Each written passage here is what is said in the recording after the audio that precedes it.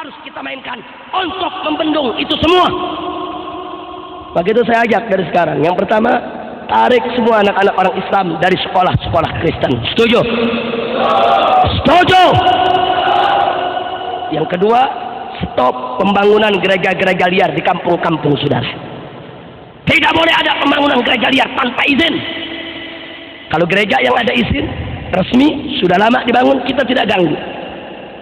Karena kita umat Islam nggak diajarkan untuk mengganggu tempat ibadah orang lain. Betul? Tapi kalau gereja liar di tengah perkampungan Muslim tanpa izin, tidak memenuhi syarat, rubuhkan. Rubuhkan. Berani tidak? Allahu Akbar. Dan yang berikutnya ingat, banyakin anak, banyakin anak. Takut-takut amat punya anak. Setuju? Ustaz Sadullah berapa anaknya? Baru dua. Mesti 20. Amin. Amin. Amin.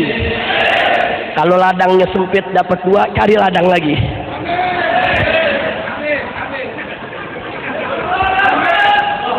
Pokoknya yang penting umat Islam jangan mau ditakut-takuti kalau punya anak banyak jadi melarat. Betul? Betul? Nah, kira-kira bagian pertama jelas tidak? Jelas tidak? Siap kita lawan kelicikan mereka. Siap kita lawan kelicikan mereka. Allahu Akbar. Sekarang yang kedua, saudara.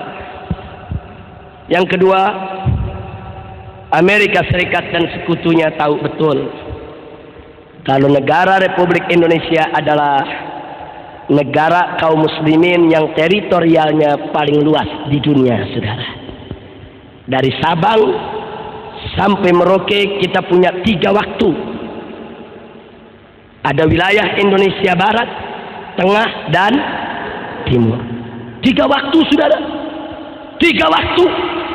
Kalau di Jakarta jam 7 pagi, itu yang namanya di Makassar sudah jam 8. Dan di Irian itu sudah jam 9. Satu negeri 3 waktu. Luar biasa negeri ini luasnya. Tidak ada di dunia satu pun negara Islam, bahkan negara bukan Islam, yang luasnya menandingi Indonesia, saudara. Masya Allah. Dulu yang menandingi kita Uni Soviet, tapi Uni Soviet sudah berubah jadi negara-negara kecil. Tapi sekarang Indonesia ini negara kaum muslimin yang wilayahnya paling luas di dunia, sehingga Indonesia menjadi sangat potensial untuk bisa menjadi pusat pergerakan Islam internasional, saudara. Karena itu negara Barat tidak ridho, tidak suka Indonesia luas. Lalu apa yang mereka lakukan? Mari kita lihat, saudara. Yang mereka lakukan adalah menghasut rakyat Indonesia di berbagai tempat agar mereka berontak. Mereka lakukan gerakan separatis agar mereka memerdekakan diri dari Indonesia. Makanya lihat gerakan RMS yang ada di Ambon sana, saudara. Sengaja mereka provokasi. Kau berontak, bikin tidak aman, kibarkan bendera, kau harus merdeka, jangan ikut Indonesia. Begitu juga Irian, gerakan Papua Merdeka, saudara. Mereka berikan senjata, mereka berikan modal, habis-habisan berontak. Yang penting merdeka dari Indonesia. Bahkan maaf, sampai Aceh pun tidak luput, saudara. Walaupun GAM Muslim sengaja diadu antara GAM dengan TNI, saudara. GAM Muslim, TNI yang dikirim juga Muslim. Mereka diadu agar mereka saling tulik, saling tembak, saling bunuh. Karena Amerika Serikat punya kepentingan, saudara. Kalau Aceh merdeka, Maluku merdeka, Irian merdeka, bagian-bagian lain merdeka, maka negara kesatuan Republik Indonesia akan porak-poranda, akan menjadi negara-negara kecil yang lemah, yang bisa dikendalikan oleh orang-orang kafir.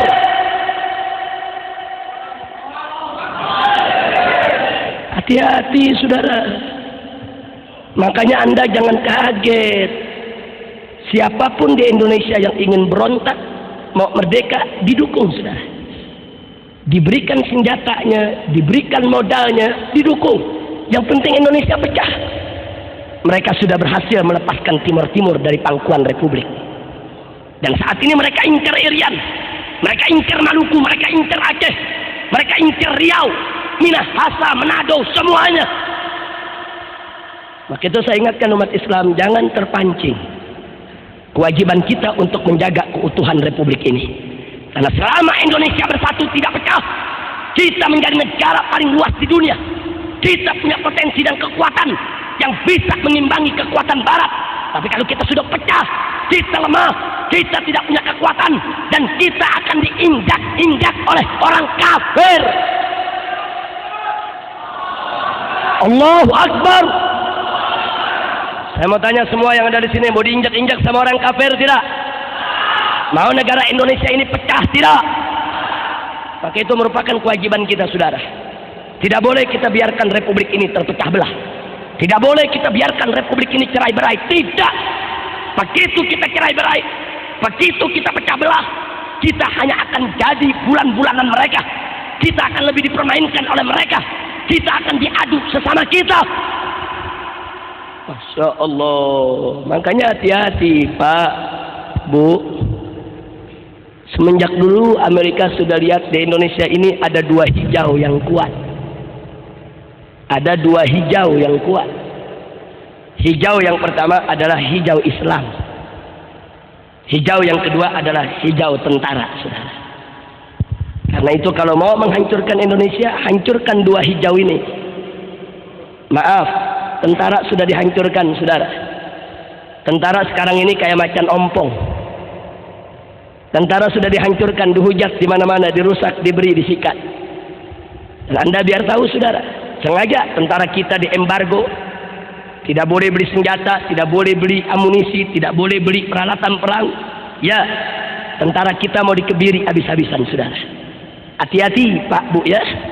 Kalau tentara Republik Indonesia sudah lumpuh, setiap saat mereka bisa serbu negeri kita kapan saja untuk mereka kotak-kotak ini negeri, saudara. Sengaja kita diadu domba. TNI kita diobok-obok, diacak-acak, dihancurkan. Memang TNI kita di masa lalu punya banyak dosa, saudara.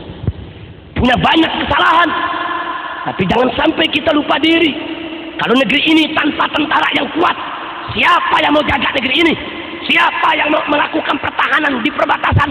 Siapa yang mau menggunakan senjatanya untuk mengusir tentara-tentara asing yang mau masuk ke negeri kita? Dihancurkan tentara kita.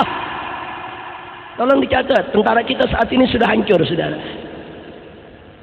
Dan tentara sekarang mau bangkit lagi nggak gampang, saudara, butuh waktu. Dan tinggal satu hijau lagi yang belum hancur, saudara, yaitu hijau Islam. Yang dimaksud hijau Islam di sini adalah ulama dengan umat. Di mana-mana ulama saat ini, alhamdulillah, mereka masih memimpin umat, mereka masih bisa menggerakkan umat. Tapi ingat, ulama pun mereka ingkar, saudara. Mereka bisa bunuh setiap saat, mereka bisa fitnah, mereka bisa tuduh dengan berbagai macam tuduhan, mereka bisa penjara, mereka bisa lakukan apa saja untuk menghancurkan kekuatan hijau yang kedua. Maka itu saya tanya sekali lagi kepada semua yang ada di sini, licik tidak mereka? Licik tidak mereka? Maka itu saya tanya semua, tanpa para habaib yang berjuang, apa pemerintah pikir dia bisa pertahankan negeri ini? Tentara kita tidak akan bisa mempertahankan republik ini kalau umat Islam dan ulamanya tidak turun untuk ikut bertahan dan berjuang. Betul? Tolong dicatat, saudara. Itu peristiwa perang di Ambon di Maluku. Tentara nggak bisa apa-apa, saudara. Polisi nggak bisa apa-apa. Mujahidin yang turun, laskar-laskar Islam yang turun, habaib yang turun, kiai yang turun, ustadz yang turun, umat Islam yang turun ke tanah. Kita yang rame-rame perangi RMS, kita kejar mereka, kita tembak mereka, kita perangi mereka sebagaimana mereka memerangi kita. Tentara polisi mabur.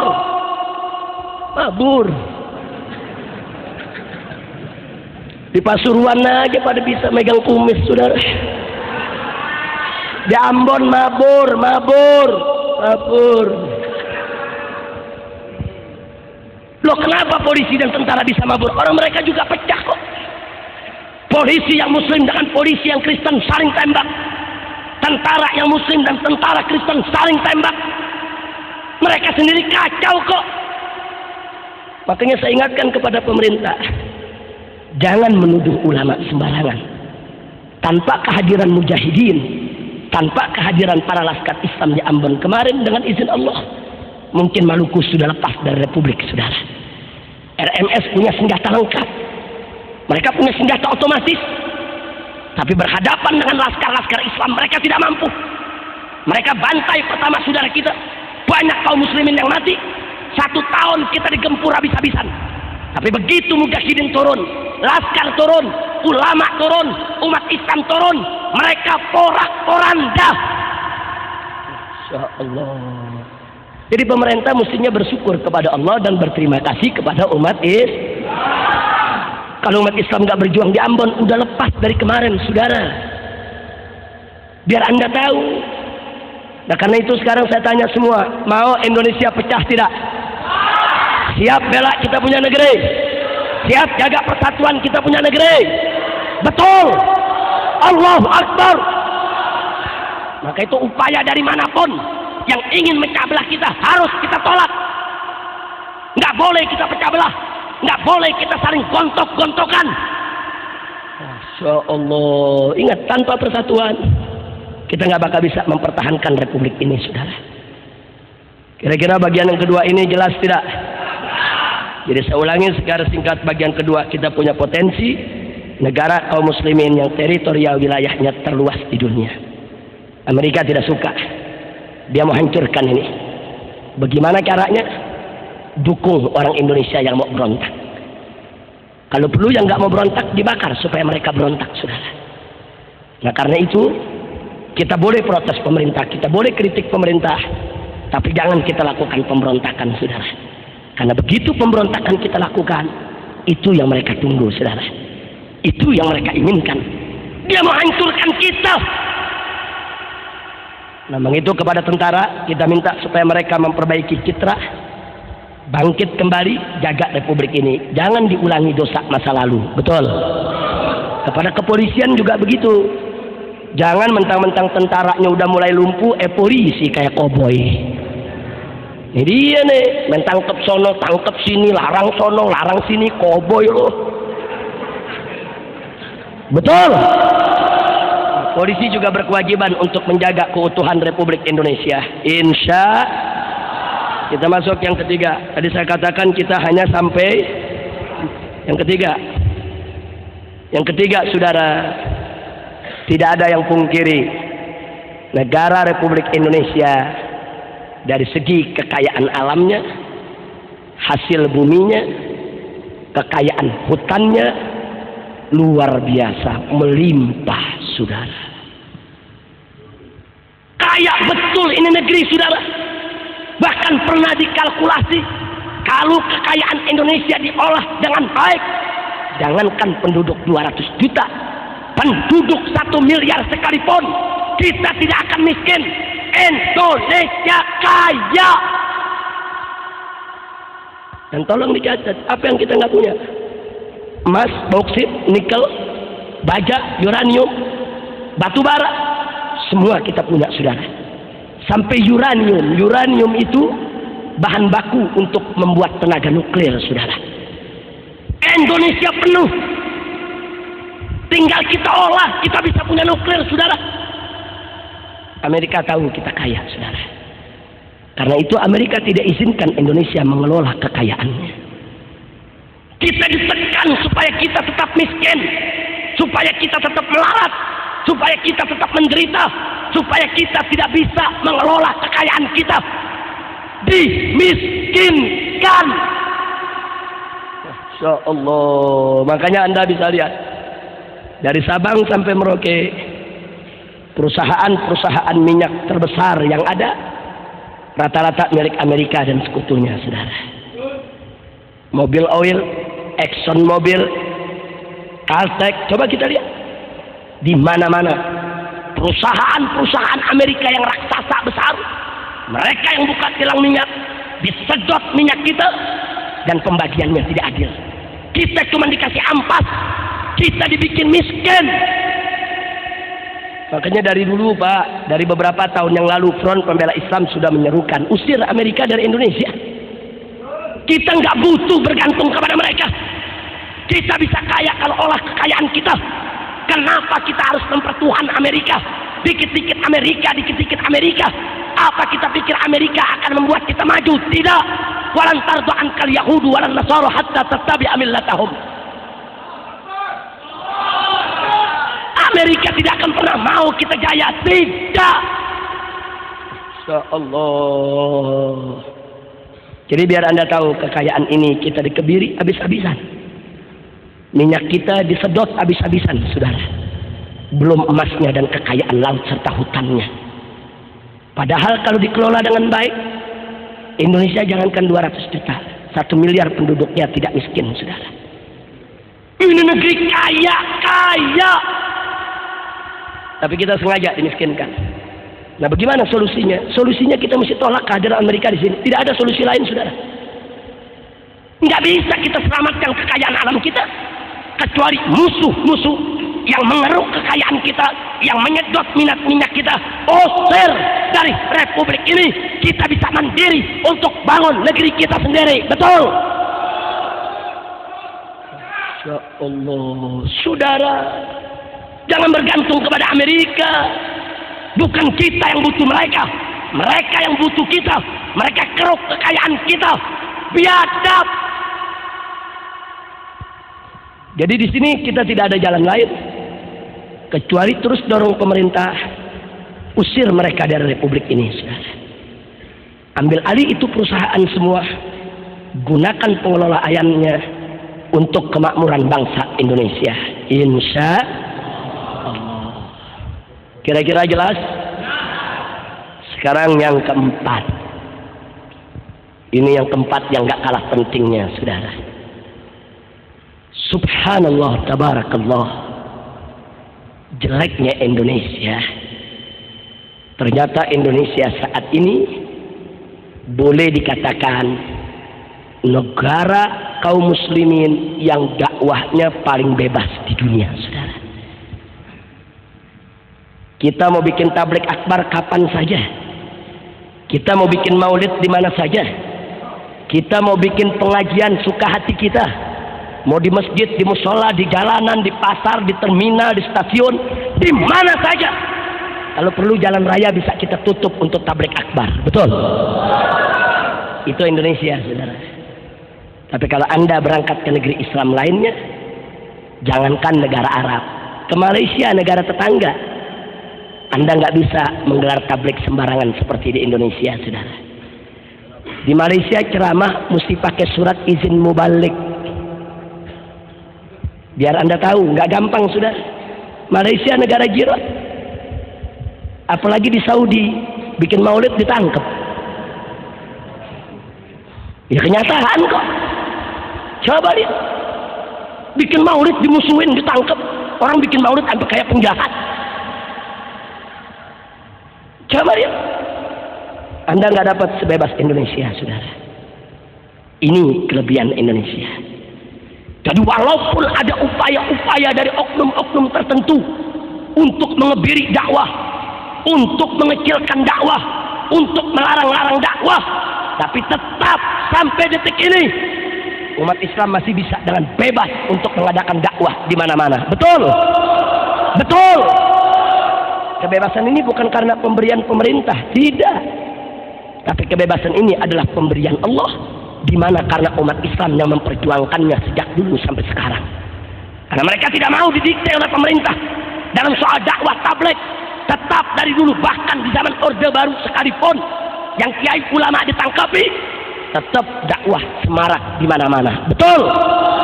Betul? Allahu Akbar. Sallu ala Nabi. Ini kelebihan Indonesia, saudara.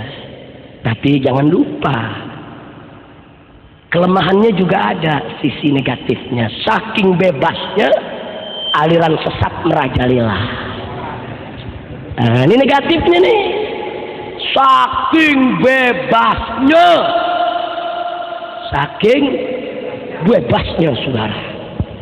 Ada grup band dewa yang nginjek-nginjek nama Allah, saking bebasnya tuh. Ada Yusman Roy sholat pakai bahasa Indonesia, saking bebasnya, saudara. Ada di Luwuk, Sulawesi Tengah, seseorang bapak namanya Tateng ngaku nabi, dipanggil Nabi Tateng. Saya baru dengar ada Nabi Tateng.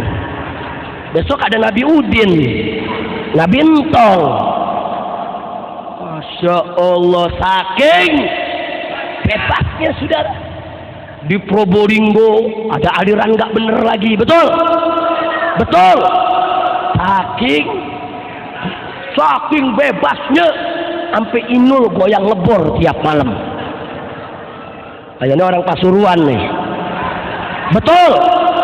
Saking Inul goyang lebor tiap hari, dibelain lagi sama Gus Dur. Betul. Betul. Saya tanya, yang belain Inul kemarin siapa? Siapa yang belain Inul? Siapa yang belain Inul? Yang nggak jawab anak buahnya Inul. Siapa kemarin yang belain Inul? Terus yang belain grup band dewa, yang belain Yusman Roy sholat pakai bahasa Indonesia, siapa? Dia lagi. Inna lillahi wa inna ilaihi rajiun. Ini saking bebasnya, saudara. Masya Allah. Saudara, saya potong sedikit. Tadi udah dijelasin nama Ustaz. Nama Allah boleh gak diinjak-injak?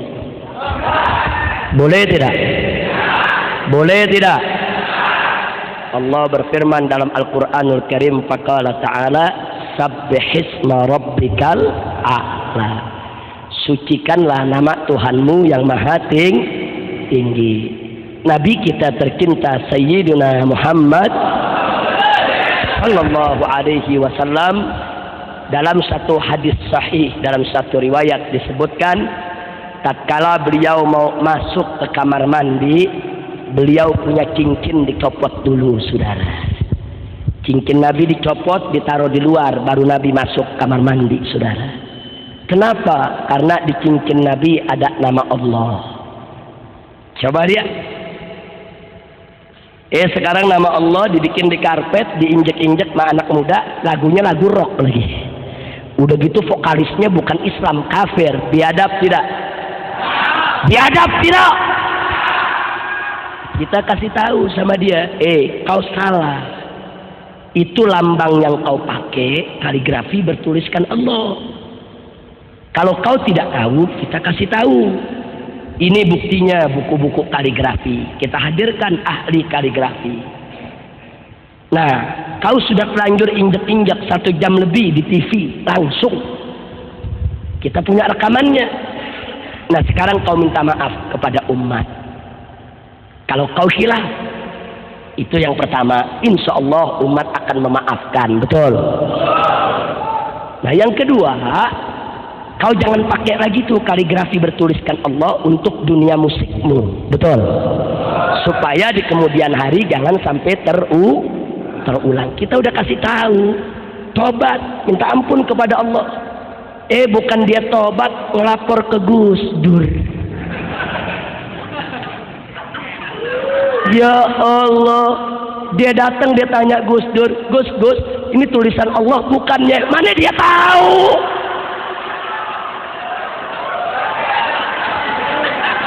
Ayo saya tanya, dia tanya Gus Dur, ini tulisan Allah bukan? Gus Dur bisa tahu gak? Bisa tahu gak? Salah nanya. Mestinya kan yang namanya Kiai Sadullah, betul? Kalau Pak Kiai ditanya ya tahu. Saudara nggak usah kaget kalau Gus Dur kita maklumi. Maaf. Andai kata Inul goyang lebor tanpa pakaian bugil depan Gus Dur nggak dosa. Lo betul kok. Dosa gak? Gus Durnya dosa gak? Tapi saya tanya, kalau Inul goyang ngebor, bugil tanpa busana depan ente, dosa gak? Dosa gak? Kenapa dosa? Lu tahu. Nah jadi hukumnya beda, buat Gus Dur sama buat kita beda. Betul. Pokoknya minta bantuan Gus Dur, Gus Dur pakai ngebelain lagi, iya. Udah gitu pakai ngomong di TV, itu Habib Rizik umatnya mana? Iya. Dia pikir dia doang kali yang punya umat. Sekarang saya tanya, andai kata saya bawa umat 1 juta, 2 juta, 5 juta ke depan Gus Dur, emang dia tahu? Saya bawa tuh umat, Gus, nih umat saya 5 juta. Mana? Betul. Betul. Bukan lu aja yang bisa ngomong, gue juga bisa. Ngomong seenaknya pakai ngaku. Umat saya di belakang jutaan. Namun Muktamar NU kemarin gak ada yang pilih lu. Saya tanya, kemarin kepilih dia? Kepilih tidak?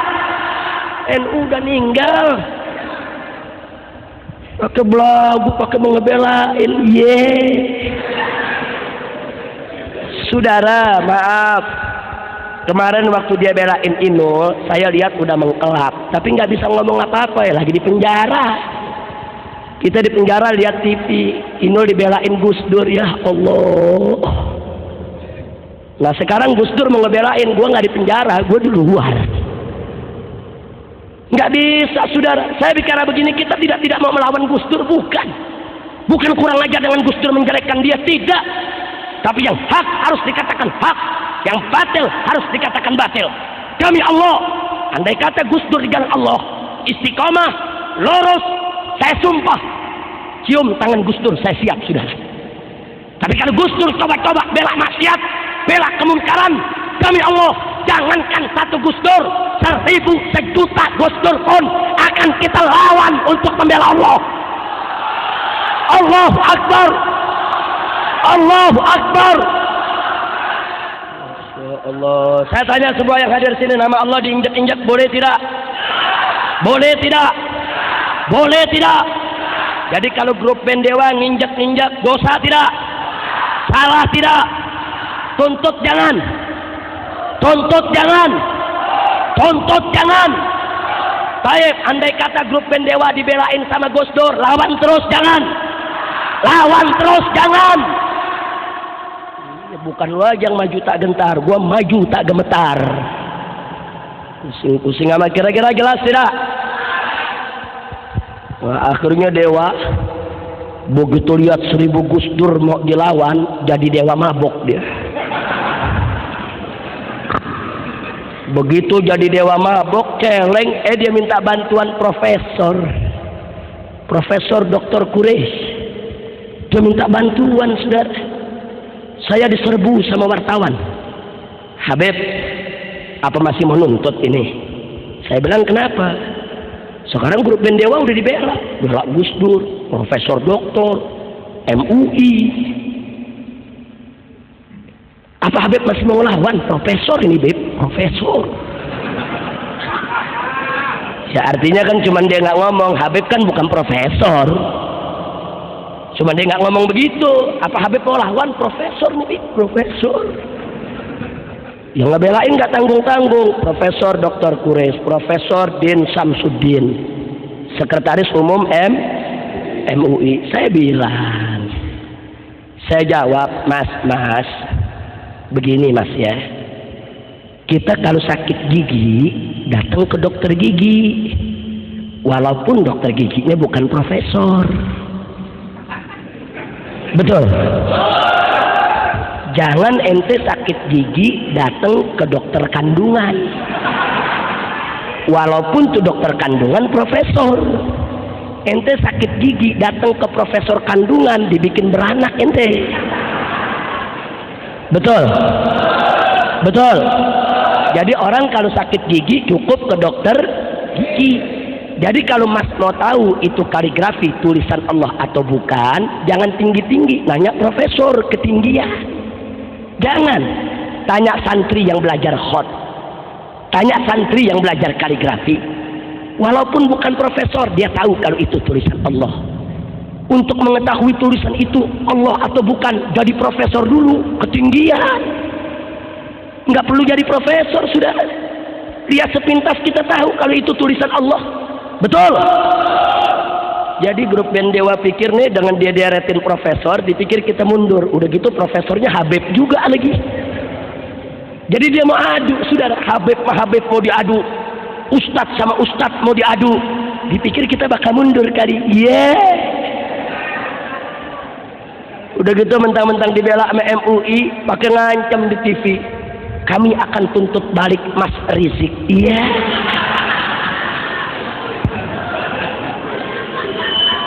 Dia pikir kita takut kali dituntut balik. Nah, kita diperiksa polisi berkali-kali, masuk penjara udah 2 kali. Mau diancam, innalillahi wa inna ilaihi raji'un. Akhirnya kita lawan terus. Singkat cerita, akhirnya grup band Dewa mabok celeng-celeng dia. Nah, begitu udah mabok celeng, MUI dia minta perlindungan, kita lawan. Kok profesor kita lawan, kok Gus Dur kita lawan. Ujung-ujungnya belakangan dia minta maaf. Dia minta maaf, dia tarik itu logo, dan dia tarik dari peredaran. Alhamdulillah. Cuman yang kesiannya apa? Yang kesiannya Gus Dur yang udah capek-capek ngebelain. Nah, udah capek-capek ngebelain, yang dibelain ngaku salah. Rasain. Sampai suruh lu belain artis. Betul? Betul. Akhirnya Gus Durnya puyeng, profesornya puyeng, MUI-nya puyeng, gile dia minta maaf. Nah, biar dia rasa itu namanya teguran dari Allah. Semua saya tanya sekali lagi di sini, tulisan Allah boleh diinjak tidak? Boleh diinjak tidak? Boleh diinjak tidak? Haram tidak?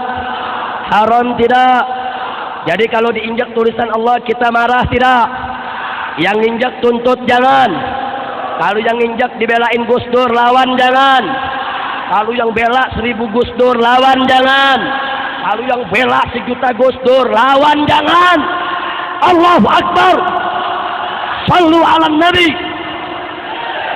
Ya Allah. Jadi saya ingatkan saudara, kita nggak boleh mundur di dalam membela Allah. Alhamdulillahirabbil alamin. Nah, kenapa semua ini terjadi? Saking bebasnya.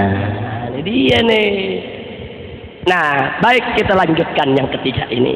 Amerika lihat, Indonesia dakwahnya bebas. Ini bagi Amerika Serikat dan sekutunya berbahaya. Kalau dakwah bebas, maka akan tumbuh pemuda-pemuda militan. Pemuda-pemuda yang siap mati buat Allah. Ini yang membuat Amerika ketakutan, saudara. Kalau Indonesia dibiarkan dakwahnya bebas, 200 juta umat Islam di masa yang akan datang militan, siap berkorban, berani. Itu bagi Amerika Serikat adalah ancaman besar, saudara. Maka itu mereka harus manfaatkan kebebasan itu untuk menghancurkan dakwah.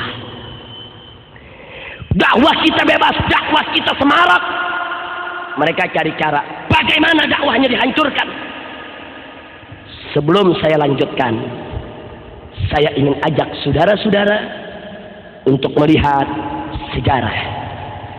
Dulu di atas muka bumi ada 3 kekaisaran yang begitu tegar gagah di atas muka bumi. Takut negeri-negeri lain untuk menyentuhnya, ya ikhwan. Yang pertama adalah kekaisaran Romawi yang ada di Eropa. Yang kedua adalah kekaisaran Persia yang ada di Asia Barat, ya ikhwan. Dan yang ketiga adalah kekaisaran Cina yang ada di Asia sebelah timur, saudara. Nah, Kekaisaran Persia dengan izin Allah tumbang di bawah telapak kaki Sayyidina Umar ibn Khattab radhiyallahu taala anhu. Kekaisaran Romawi pecah terkotak-kotak yang sekarang menjadi negara-negara barat, saudara. Kekaisaran Cina saat itu masih tegak berdiri. Tidak ada satu negeri pun yang berani menyerang mereka. Tiba-tiba negara-negara barat mereka bersekongkol. Inggris, Prancis, Spanyol, Portugis. Bagaimana caranya menumbangkan kekaisaran Cina? Kekaisaran Cina kuat, tentaranya banyak, pandai bela diri, luar biasa. Pengobatannya, akar-akarannya, penunjang daripada kesehatan mereka, keberaniannya, kemampuan tempur di gurun pasir, di laut, kuat. Negara barat nggak berani menyerang Cina, saudara. Lalu apa yang mereka lakukan? Mereka buka hubungan dagang dengan Cina. Mereka dagang dengan Cina. Begitu mereka dagang dengan Cina, mereka masuk ke Cina, mereka pelajari apa yang ada di dalam negeri Cina. Akhirnya mereka dapat cara, mereka masukkan secara besar-besaran ke daratan Cina apa yang disebut candu, saudara. Candu yang bikin orang mabok, kalau kayak kita zaman sekarang ini narkoba, narkotik, dimasukkan oleh mereka, dijual murah, bahkan untuk rakyat jelata kadang-kadang diberikan gratis, apalagi untuk tentara, saudara. Tentara Cina diberikan, diundang, dibuat pesta candu. Candu itu daya rangsangnya cepat. Sekali orang isap ingin 2 kali. 2 kali diusap, dia akan kecanduan, saudara. Cepat betul daya rangsangnya. Akhirnya jenderal-jenderal Cina, prajurit-prajurit Cina diajak bercandu ria. Bahkan dijanjikan keuntungan besar untuk jadi agen-agen candu untuk diberikan kepada rakyat banyak, saudara. Bertahun-tahun mereka diracuni dengan candu. Begitu sudah keracunan candu, tahu apa yang terjadi? Tentara Cina kalau sudah nagih candu, gemeter badannya, lemes dengkulnya, pegang senjata nggak kuat, saudara. Jangankan perang, angkat senjata tidak mampu. Dia harus kena candu dulu, hisap candu dulu, baru tenaganya pulih lagi, saudara. Begitu mereka sudah